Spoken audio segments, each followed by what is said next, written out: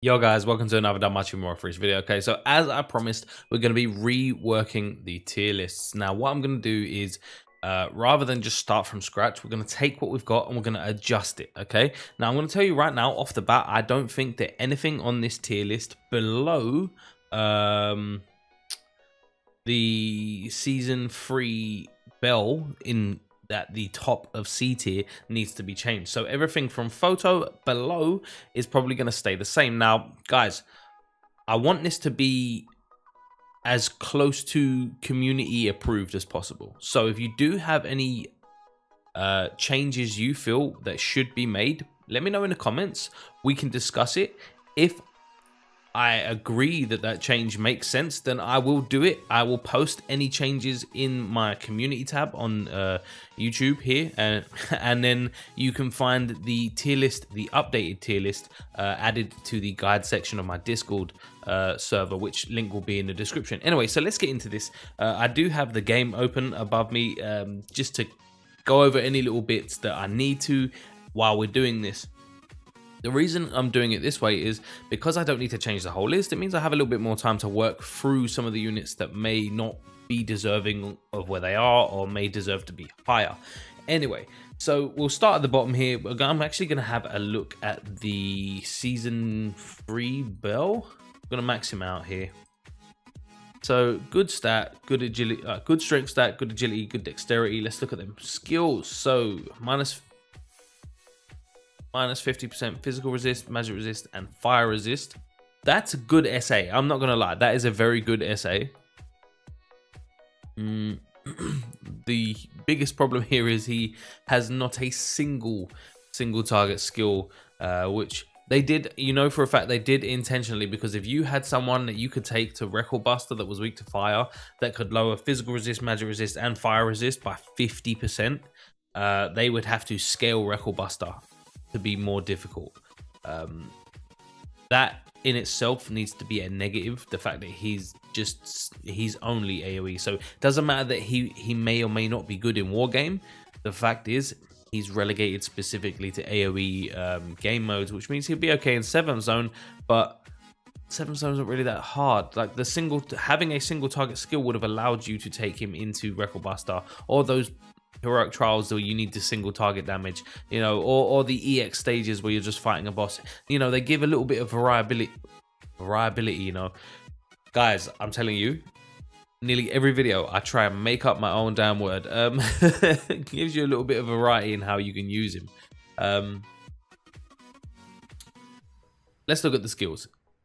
So fast, high fire, blah blah blah, which is fire resist by 35% plus the additional action. Okay, so the 35% fire resist, that's not even the highest that we have. We have 40 in Alice. Now, if you didn't have Alice, obviously this was a good pickup at the time. Another fast modifier, lowers status buffs on enemies and lowers status debuffs on allies. That's cool. It's a mid, so no exceptional damage there. And then his skill 3 super modifier, temporary strength boost, ultra crit, self MP heal by 30%. He's generic. He deserves to be where he is. I'm sorry. That SA, if we could use it outside, like if we can put it this way, if you have him at that level 60 and you can figure out a way to int sack him for Record Buster, he's going to do you solid. He's going to do solid work like in the Record Buster. And if you don't know what int sacking is, it's essentially, so you bring him in as like on turn 3. You don't do anything, you know, you maybe use his thing to lower fire resist. And then the idea is, no, sorry, you bring him in and you use his SA. And then the idea is that the Record Buster boss's SA at the end of turn 4 should kill him. And then bring in your final unit. But that's it in a nutshell. It's very oversimplified and it doesn't work for every Record Buster, but that's just it in a nutshell. I think he deserves to be where he is.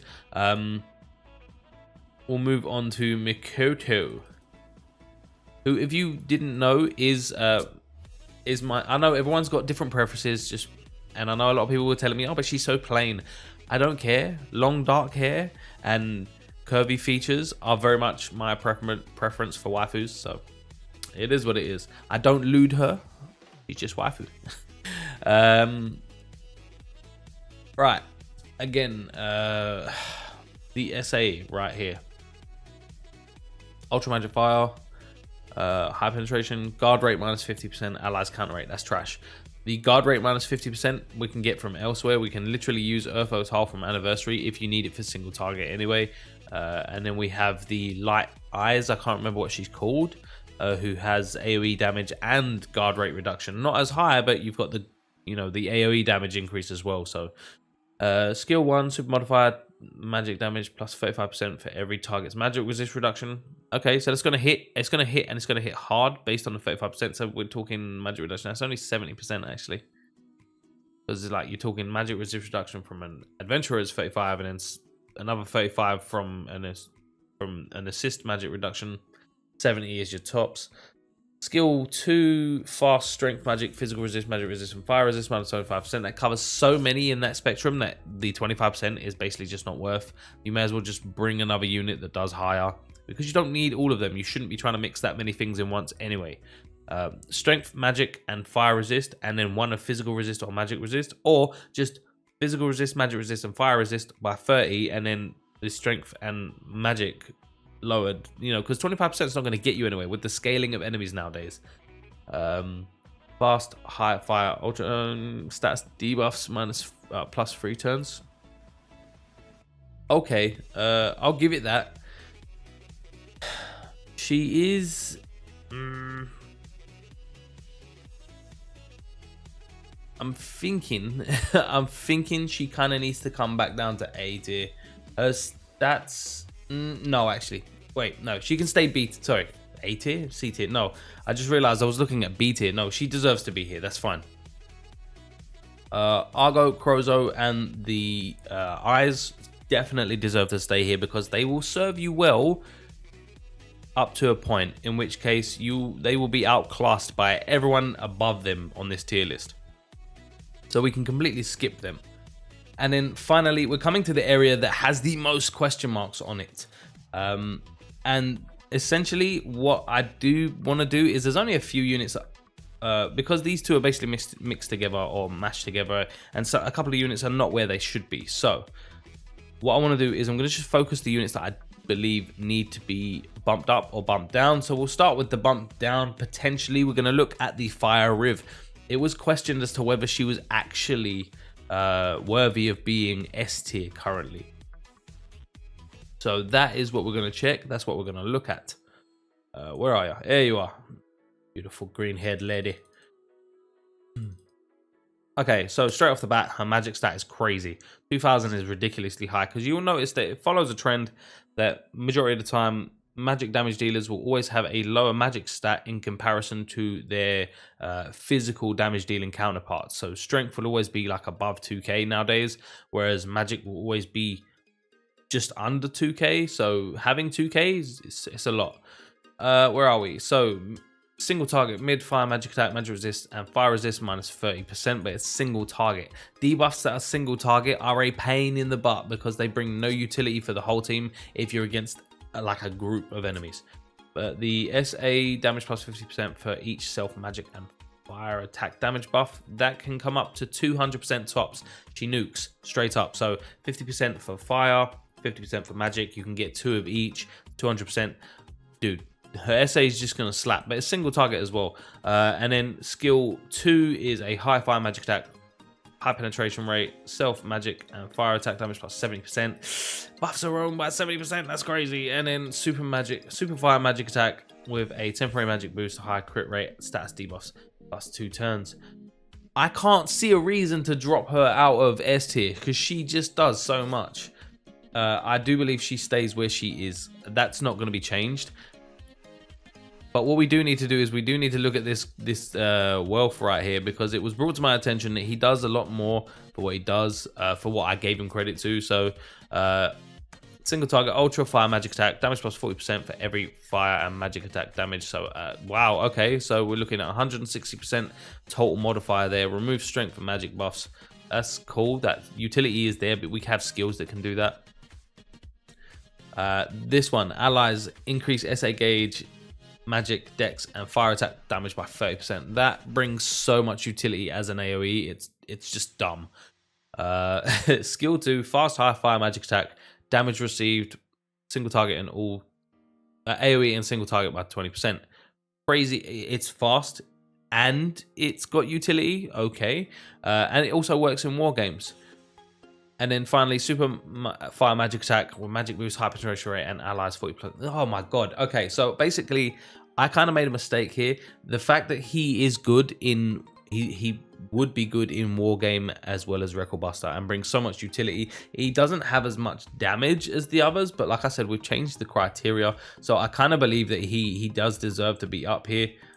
Remember, from left to right, they're not in any specific order, so don't get triggered by the fact that he's behind other people if you believe he deserves to be higher. We're gonna look, mate, we'll look at the Lide. Okay, not that I need to, you guys know Lide is busted as hell. Stats, amazing stats. You know, he's supposed to be a war game unit, but I also think he does, having tested him out now, he does hold up and does do a significant amount of damage to single target as well. Physical resist minus 35% and endurance. Endurance is kind of like valued differently outside of war game, so I can't really take that into account in like record buster and 7th zone, but having the endurance as well as fire resist is still obviously helpful, 2 in 1. So the buff,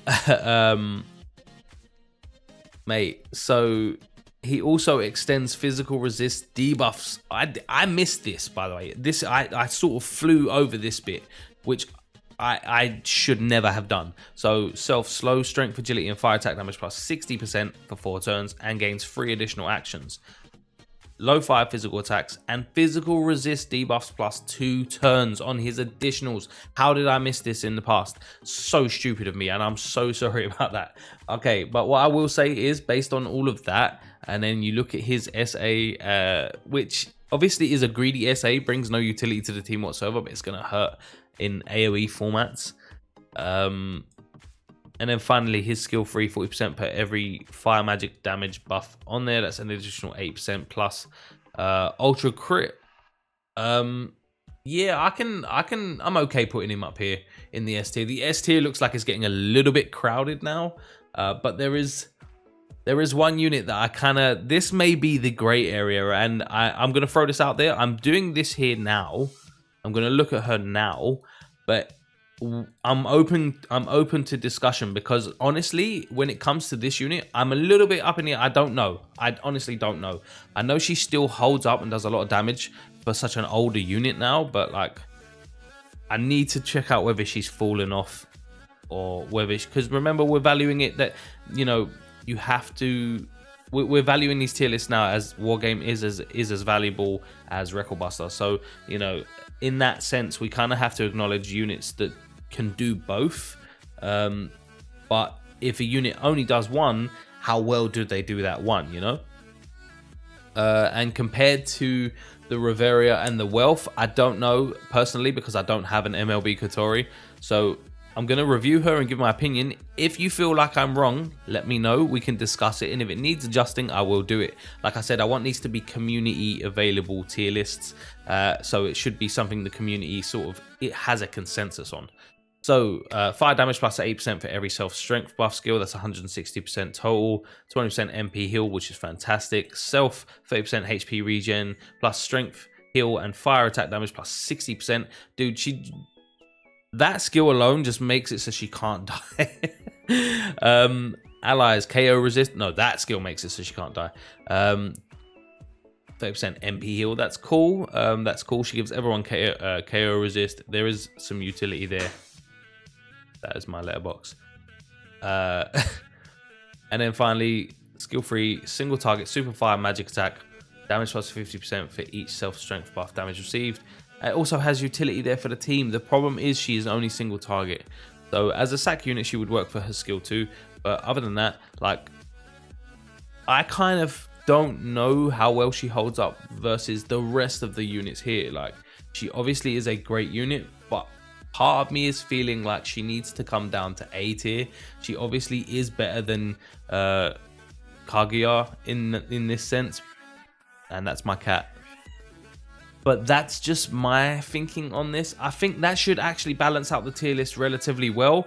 Let me know what you guys think. I hope we're in agreement now. This, like I said, I want it to be a community tier list, so we all sort of need to be comfortable saying, yeah, that seems right, you know. About Kotori is the only gray area that I'm like, I'm not sure, you know. So if you have any insight on that, let me know, and I can edit it after the video. Anyway, like I said, it will be up tomorrow after, like 24 hours after the video. At least let me get some views, you know, in the community area and in the guide area of my Discord. Anyway, guys, that's going to be the video. I will label the other fire tier list as outdated tomorrow as well. So like if you enjoyed the video, subscribe if you're not. Social media links in the description. And as always, guys, I love you, and I'll catch you later.